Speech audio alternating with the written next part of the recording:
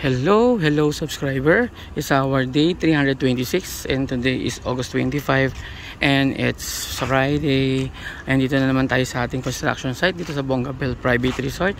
Dito yan sa South Spring Villas, Bukal, Calamba, Laguna. Ayan, update na naman tayo. Dito tayo ngayon sa ating passage. Ito pinapaganda ngayon ni yung ating yung ating plant box. Yan, para may skim coat na rin. Ayan, so meron pa kami abang na butas doon, no? Kasi nga may electrical pa kami aayusin dyan. Hindi pa namin naaayos.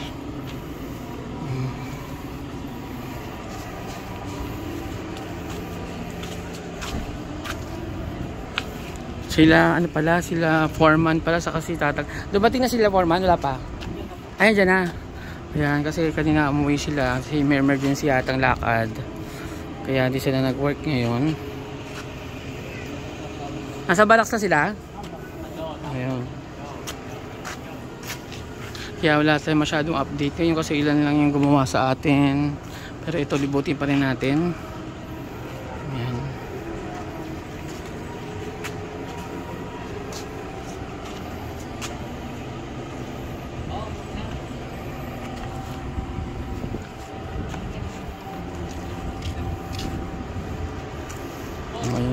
Ano dito.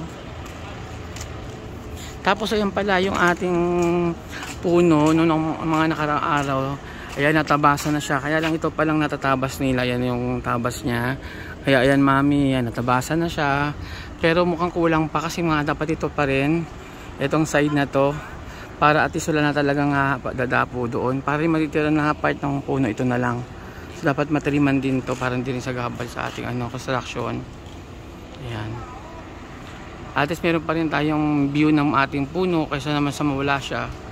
Pero yun nga lang, baka yung may-ari nito balang araw papatanggal din yan kasi nga syempre sa gabal siya doon sa construction niya. Pero sa ngayon mapapakinabangan natin yan, ang ating puno na yan. Yun nga lang, kailangan natin tabas-tabasan kasi nga ang bilis niya rin magkaroon ng mga branch na yung pinutol namin dito nagtutubo na naman, malapit na. Ayan, may mga dahon na siya uli. Ang bilis naman yung humaba.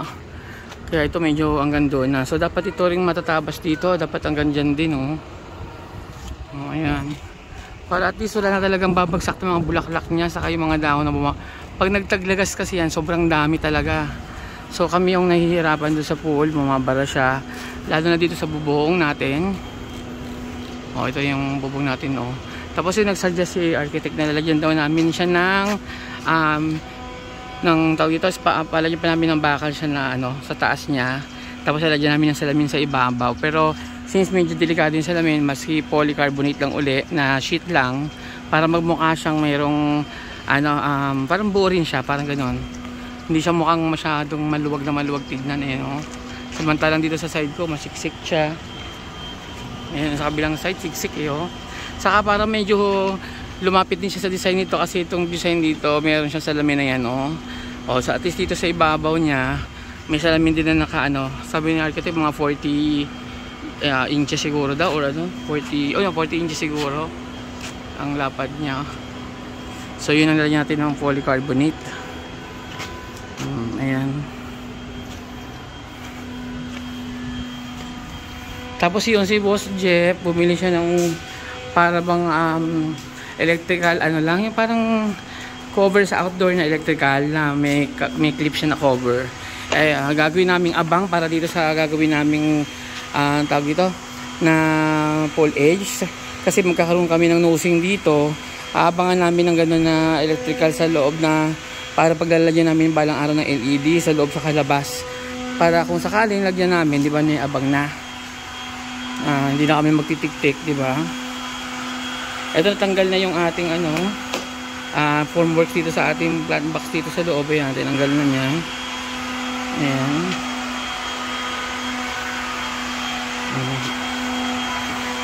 Nalinis na siya. Yung nga lang, di pa natititigan yung ating papatago natin yung ating drain ng tubig dyan pupunta rito. So magtitik-tik sila ng konti dyan para matapos na to. At malagyan natin ng halaman na rin yan. Kasi ito yun, may mga kesam na pala dito, mayroon ng konti. Ayan, hindi pa nakakompleto nga lang. Kasi siguro sa electrical. Ayan, o nga pala, hindi pa pala pwede nilang i-cover yan. Kasi magwa-wiring pa yung electrical. Pero hindi ako nakonsulta kasi sapat ako tinanong nila para sa electrical nito. Maabangan ko na sana. Hindi ako naitanong dito. So, tatanungin ko na lang sila mamaya dyan. Kung paano gagawin dyan. Kasi ito, nag-ano si Tatay Roger dito. Ay, naku, maalikabok. Kaliligo ko pa lang naman. Ayan. Siguro di ko muna papasukin. Hindi kaya ng aking bagay ang ano na yan, yung usok na yan. Ayan, maalikabok ang ano ng pintura.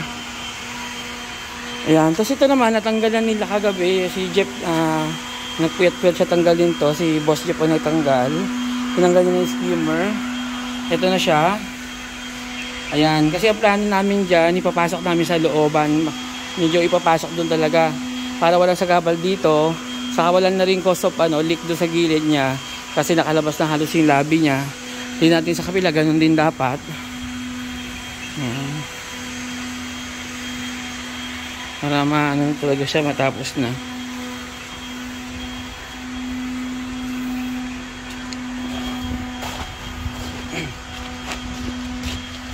Ayan, natapos nila yung kanyang umaga, yung tanggalin.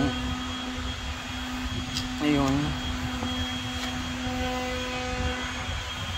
So, uusog na lang namin yan, bali-lilipat na lang doon. Tapos ito, nadagdagan na yung yung ating bulb dyan. Ayan, doble na siya. Ibig sabihin, naka-divide na sa dalawang set yung ating water fountain dyan sa kiddie pool. Dalawa na siya. Kung sakaling mag-alangan yung aking pump na hindi kayanin yung malakas na bugan ng fountain, at least maski may isang set man lang magamit nila, yung isang PL na ganun or dito. Pero kung kakayanin, pwede na mabuksan yung dalawa. Ayan, nakatago lang dyan yung ating pihitan. Actually, hindi pa namin natitesting kung effective tong aming design, pero sana naman okay siya. Pero pakiramdam ko naman mukhang okay naman, kasi yung gagawin namin, mag-drill lang kami dito ng butas niya sa dulo dito para pumuswit papunta dito. Kasi tapos yung pinakamanipis dapat na na drill bit yung gagamitin namin para kung sakali maging daanan siya ng tubig. Kasi kung malaki, magiging butas lang siya, baka ang labas ng tubig pataas, hindi pumunta dun sa dapat na puntaan sa loob. So yun nga ang plano. So kailangan na medyo maingat na pagdi-drill. At kung hindi, pero pinisip naman namin kung gagamit kami ng may init na lang, yung para bang papalitan namin ng karayom para maging pero hindi ko alam, baka mag-testing na lang siguro kami sa isang end cap na ganito, kasi initin namin, bubutasin namin gamit yung pinakamanipis na alambre or pako. Titignan namin kung effective siya. Ayun. Mag-ibo ka tubig? Oo, kasi hindi pa ako nakapagbuhos. Ayan, ito punuin na natin. May labahan pa dun, Kaya mag-iigib na kami kasi wala pa nga kaming Wala pa si Nelson? Wala din si Nelson? Pumasok siya? Hindi. Hindi pumasok. Dalawa lang kayong gumawa. Tatlo lang kayong gumawa. Ay, tatlo lang sila pumasok ngayon. Wala pala si Nelson pala. Baka din. Para nag-day off sila ngayon. So wala talaga halos kaming gawa. Bukas kami magpupuspo sa paspasan. Yun kasi gusto ko bukas ayusin na namin yung pump. Ako na yung mag-guide ng piping kung paano yung direction sa kanyang gagawin. Si Kuya Nelson na siguro yung magdiduktong-duktong saka magtagaputol. Kasi pagka hindi natin in-assist na ganun, baka hindi matapos. Ayan, lumabas na yung ating tubig dyan. Ayan.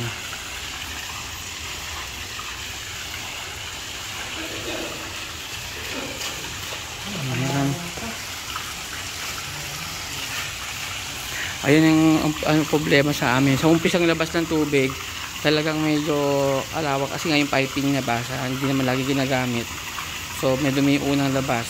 So plano ko talaga gawin na unang bukas namin ng gripo, ang punta talaga dapat sa drain bago pumunta dito sa pool.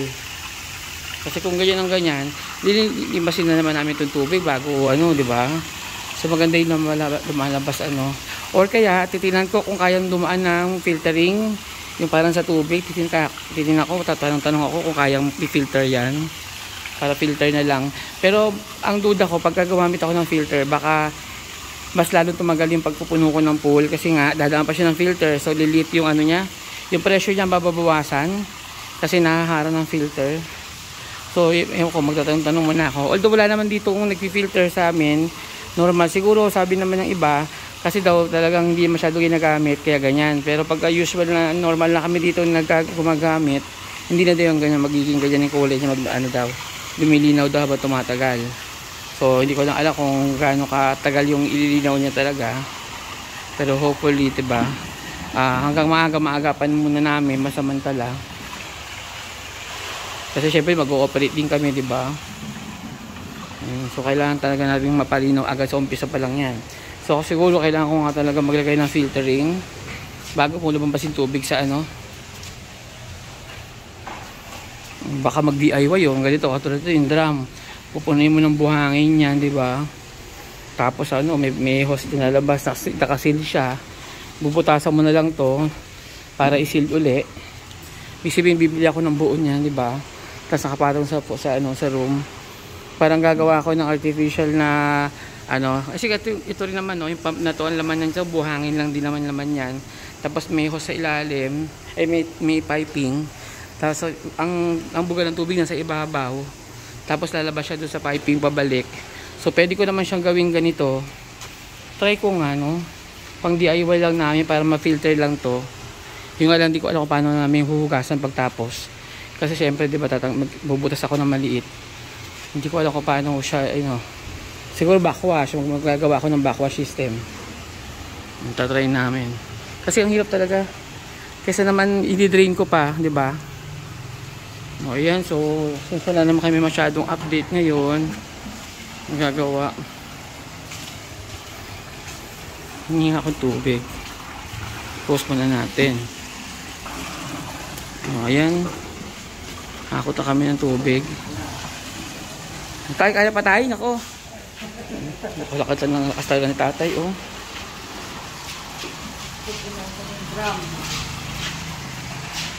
May drum ba kayo doon? Ayan. Eh, dapat binaba mo na lang yung drum doon. Tapos sasandukin lang natin pag kailangan, di ba? Ha? Minsan kasabagay, pinupuno niya minsan yung pool, no? Dito na si Boss Jeff, oh. Tingnan natin kung ano yung nabili niya na pipe, ano. Naabang natin doon sa pagkakabit ako ng LED light na hose sa paligid ng pool. Tingnan natin kung ano yung ano niya, nabili niya. Pero so far, antay muna tayo. Ba't may panungkit dito? Sa sampayan. Yan, may sampayan sila, oh.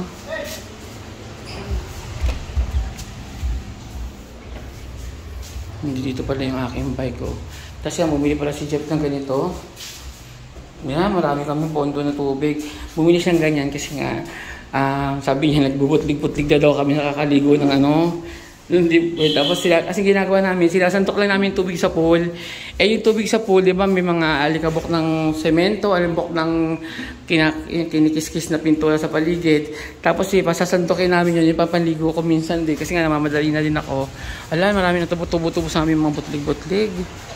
O kaya yan, gumagastos na kami, bibili kami mga filtered water para gawing pangligo lang. O yun.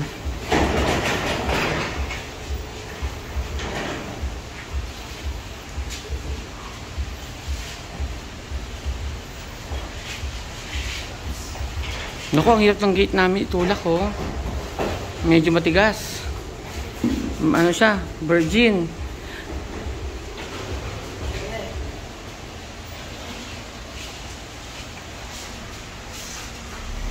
Ayan. Bali yung makikita natin dyan ang dala ni Boss Jeff na binili niya. Yan nga uli yung ilalagay namin sa ilalim ng dahil may nosing yung gagawin nila Kuya Jerry dito. Sa ilalim ng nosing nakaabang yon. So, pang-abang lang. Tapos, in the future, pwedeng tanggalin or kaya palitan ng pang-LED talaga na casing. Pero kung sakali, pwede naman siya maging final na casing din. Saka, plano namin loob sa kalabas. Kung hindi naman pwedeng lagyan sa loob, at least may abang lang, 'di ba? Merong nakatago na strip doon na casing ng pang LED in the future. Ayan, tingnan natin yung binili ni Boss Jeff.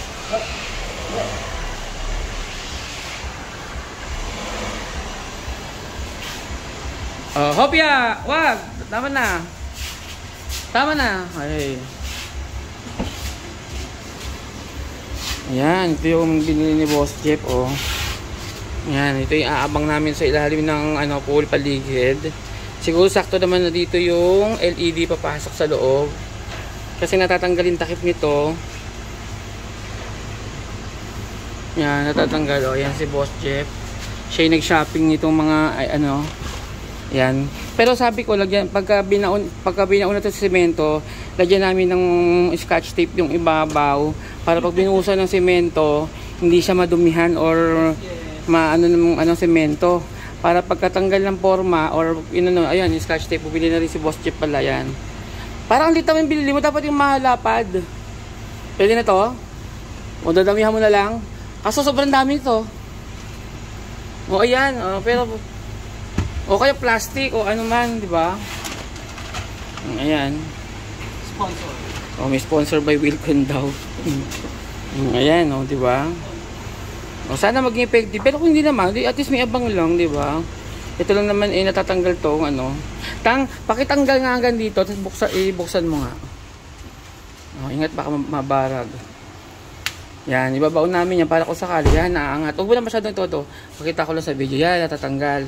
So, ang pinakababaon namin, ito yung pinaka, main. Ito yung, actually, para sa kuryente talaga to. Ito yung outdoor, out na sa exposed na wiring, na kunyari hinabol mo lang yung kuryente. Pero syempre, gagawin namin ng ibang purpose, magiging abang to sa LED yan. Diba? Ay, natanggal. O, tapos may takip pa siya. Pag gagamitin na namin, tatanggalin lang namin to, tapos ididikit namin yung LED sa loob. O, diba? Tipid-tipid. O, ayan, yung ganyan na siguro yung ko dahil wala kami update. Si Tatang kasi hindi pumasok. Sa kailan galing, Tang? May emergency. Naku, yung emergency niyo, alam ko din. Yung may nangyaring may dugo-dugo bang involved dyan? Yan, may emergency kasi nangyari. Yun daw. So, di natin babanggitin. Baka magalit sila. So ayun, hanggang dito lang yung ating video. So sa mga di pa nagsasubscribe dyan, baka naman. At syempre, don't forget to click the notification bell para ma-update kayo sa aming channel na Bog and Jeff. At syempre, masubaybayan nyo hanggang sa matapos yung aming construction ng resort na dito yan sa may South Spring Villas, Bocal, Calamba, Laguna, ang Bongaville Private Resort. Ayan, marami pa rin pumapasok na kasi Friday pa lang ngayon. Mamayang gabi or bukas is Resorts Day na naman at maingay na naman dito at kami naiinggit na naman dahil sila fully booked na kami, wala tiwangwang pa. So ayun, sana matapos na nga. So hanggang dito na lang, bye bye.